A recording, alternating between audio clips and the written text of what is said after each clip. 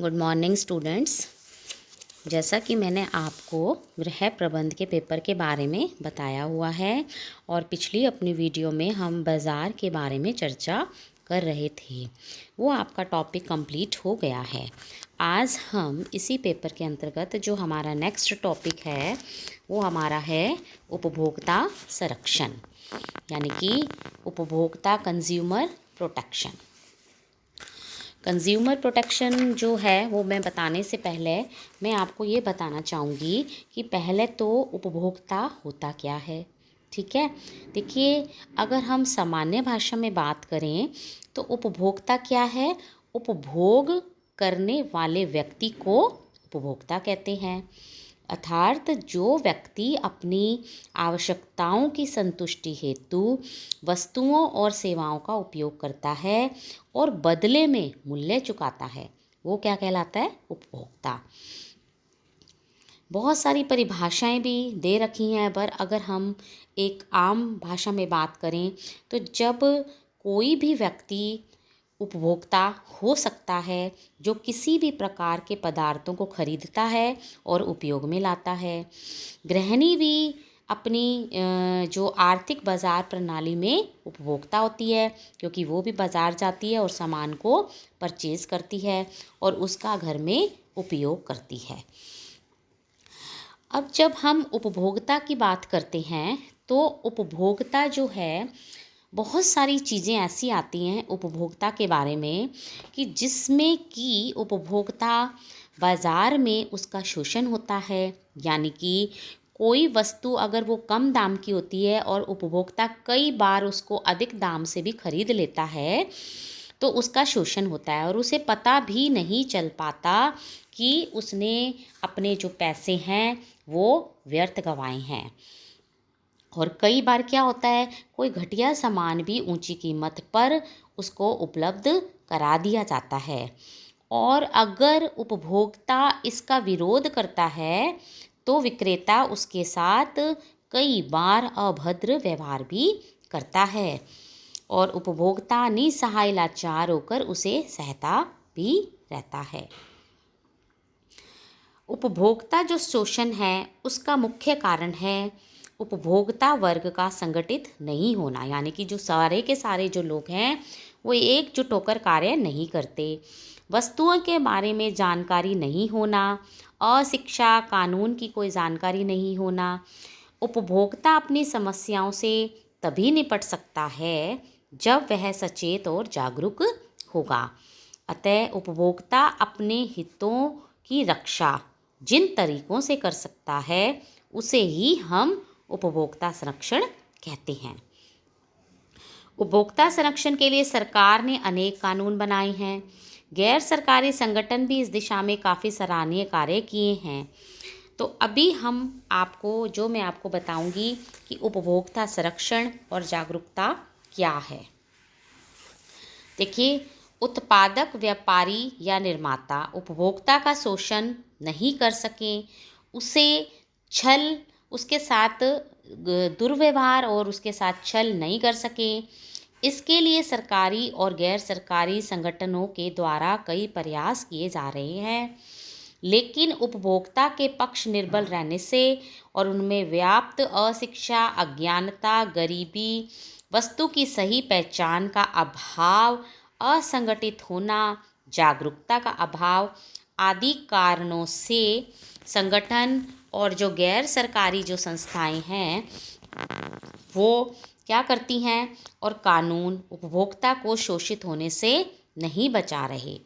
उपभोक्ता अपने अधिकारों और अपने जो दायित्व रिस्पॉन्सिबिलिटीज़ हैं उसके बारे में सजग नहीं है। उसे यह भी नहीं पता कि उसकी सुरक्षा और संरक्षण के लिए, शोषण से बचाने के लिए उपभोक्ता मंच भी है जहां उसे अपनी शिकायत को दर्ज कराना है। उपभोक्ता की इसी कमजोरी का फ़ायदा निर्माता उठाते हैं और बेधड़क होकर वस्तुओं को बाज़ार में दिन दहाड़े बेच देते हैं। वे उपभोक्ता का जो है शोषण करते हैं और उन्हें घटिया वस्तु देकर उनसे धन अधिक ऐंठते हैं। अतः हमें जागरूक उपभोक्ता बने रहना है। और हम जागरूक उपभोक्ता कैसे बने, इसके लिए हमें निम्नलिखित बातों पर ध्यान देना आवश्यक है।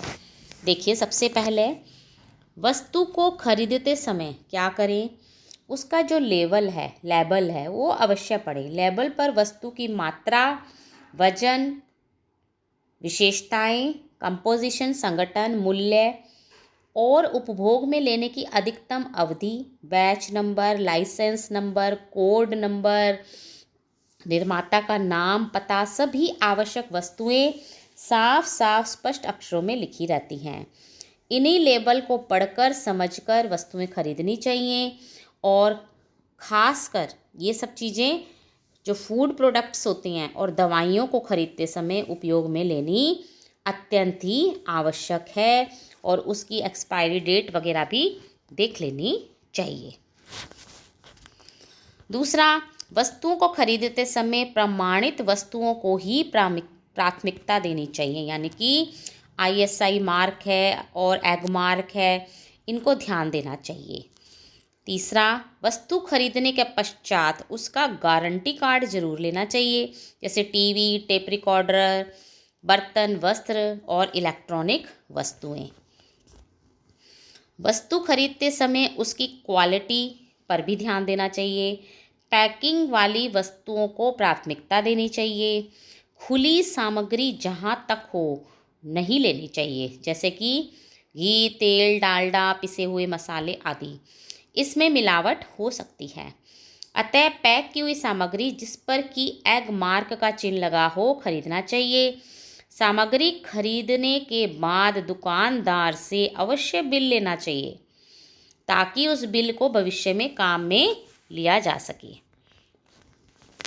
दुकानदार क्या करता है, अच्छा कई बार आपने देखा होगा दुकानदार बिल देने में चालाकी कर सकता है। वह या तो बिल पर अपना हस्ताक्षर नहीं करता या तारीख नहीं डालता, और इस प्रकार आधा जो अधूरा बिल है वो क्रेता को थमा देता है। ऐसी परिस्थिति में यदि वस्तु घटिया किस्म की है तो उपभोक्ता शिकायत करने उपभोक्ता मंच पर भी चला जाएगा, तब भी उसकी शिकायत को नहीं सुना जाएगा। क्यों? क्योंकि उसका जो बिल है वो अधूरा है। इसलिए वस्तु का जो बिल है लेते समय तारीख, दुकानदार का हस्ताक्षर, बिल का क्रमांक, दुकान का नाम, पूरा पता और विवरण हो, यह सब चीज़ें भी देख लेनी चाहिए। वस्तु को खरीदते समय गारंटी या वारंटी कार्ड अवश्य लेना चाहिए, ताकि खराब होने पर या किसी तरह की गड़बड़ी होने पर विक्रेता के विरुद्ध शिकायत दर्ज करवाई जा सके। वस्तु ठेले वाले या फेरी वाले से ना ले तो अच्छा है, क्योंकि ठेले वाले से वस्तु खरीदने पर यदि घटिया या मिलावटी माल निकलता है तो भी आप शिकायत दर्ज नहीं करवा पाएंगे और आपको हानि सहन करनी पड़ जाएगी। इसलिए कोशिश करें कि वस्तु सदैव विश्वसनीय दुकान से ही खरीदें। कोई भी वस्तु अधिक मूल्य में काला बाजार से नहीं खरीदें। यदि बाजार में वस्तु उपलब्ध नहीं है तो उसकी जगह पर वैकल्पिक वस्तु काम में लें और काला बाजारी करने वाले के विरुद्ध इकट्ठे होकर आंदोलन भी करें। नाप तोल में कमी अथवा मिलावट का शक होने पर उसकी शिकायत रसद विकास अधिकारी को भी आप कर सकते हैं।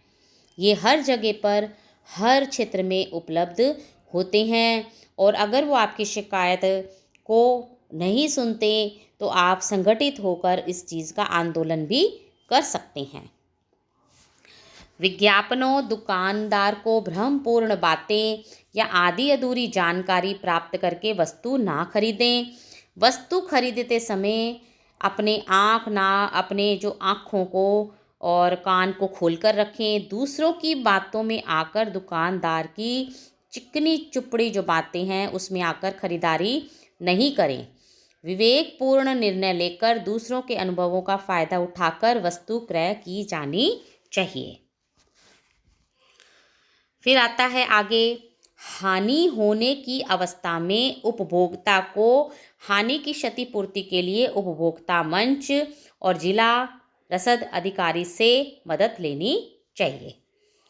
उपभोक्ता को सदैव अपने अधिकारों के प्रति सजग और जागरूक रहना चाहिए। समय समय पर उपभोक्ता कानूनों की जानकारी लेते रहना चाहिए। उपभोक्ता संगठन से नियमित संपर्क बनाए रखना चाहिए। और फिर लास्ट में, वस्तु का क्रय विज्ञापन या अन्य प्रचार साधनों से प्रभावित होकर नहीं करें। यानी कि बहुत ही अधिक मार्केट में कोई भी नया प्रोडक्ट जब आता है तो उसके बहुत ही लुभावने लुभावने विज्ञापन आते हैं, प्रचार साधन आते हैं, उनसे आप प्रभावित होकर नहीं खरीदें, वो वस्तु ना खरीदें, बल्कि उसके मूल्य, गुणवत्ता, मात्रा आदि को ध्यान में रखकर ही वो वस्तुएं खरीदें। अतः हम कह सकते हैं, अगर हम ये सारी बातों को ध्यान में रखेंगे तो हम एक जागरूक उपभोक्ता बने रहेंगे और हम मार्केट में किसी भी प्रकार से हम इस तरीके के ठगे नहीं जाएंगे और अपनी जो वस्तु है वो बहुत ही अच्छे से और उचित उसका उपभोग करके, यानी कि उसका batch number, licence number, code number और उसका निर्माता का नाम, पता, आवश्यक जो वह सूचनाएं हैं, वो सभी बातों को अगर हम ध्यान में रखकर वस्तुओं का क्रय करते हैं तो हम कह सकते हैं कि हम एक जागरूक उपभोक्ता हैं और हमें अपना जो मार्केट में जो सामान है हम आराम से खरीद सकते हैं और हम किसी भी प्रकार से ठगे जाने की जो हम में संभावना है वो बिल्कुल भी नहीं होगी। आप मेरे इस वीडियो को लाइक और सब्सक्राइब करना भी ना भूलें और ये नोट्स मैं व्हाट्सएप ग्रुप में आपको भेज रही हूँ। वीडियो को भी आप उसके नोट्स बनाइए और किसी तरह के भी आपको कोई भी परेशानी होती है तो मुझसे संपर्क करें। धन्यवाद।